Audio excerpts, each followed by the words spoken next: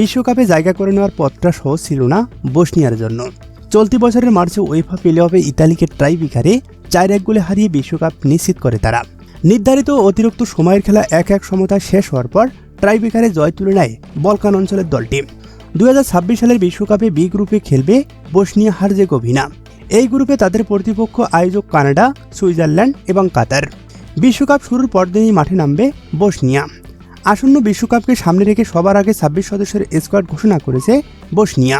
সোমবার রাজধানী সারায়েভোতে আয়োজিত সংবাদ সম্মেলনে এই দল ঘোষণা করেন কোচ সার্জেই বারবারিজ। অভিজ্ঞ ও তারুণ্যের সমন্বয়ে সাজানো এই দলের নেতৃত্বে থাকছে অভিজ্ঞ স্ট্রাইকার এডিন জ্যাকো। এদিকে বিশ্বকাপ শুরুর 1 মাস আগেই চাঞ্চল্যকর এক তথ্য দিয়ে বসল আমেরিকার মহাকাশ গবেষণা সংস্থা নাসা।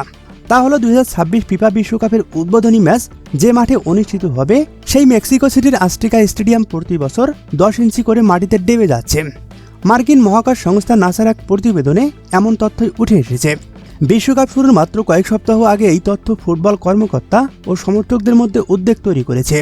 আগামী 11 জুন বিশ্বকাপের উদ্বোধনী ম্যাচে মেক্সিকো ও দক্ষিণ আফ্রিকা মুখোমুখি হবে এই মাঠে। ম্যারাডোনার হ্যান্ড অফ গড গোলের জন্য বিখ্যাত এই স্টেডিয়ামের কংক্রিট বড় বড় টুকরো মাটিতে বসে যাচ্ছে। নাসা জানিয়েছে স্টেডিয়ামের নিচে ভূগর্ভস্থ জলাধার থেকে পানি উত্তোলনের কারণেই এই সমস্যা হচ্ছে।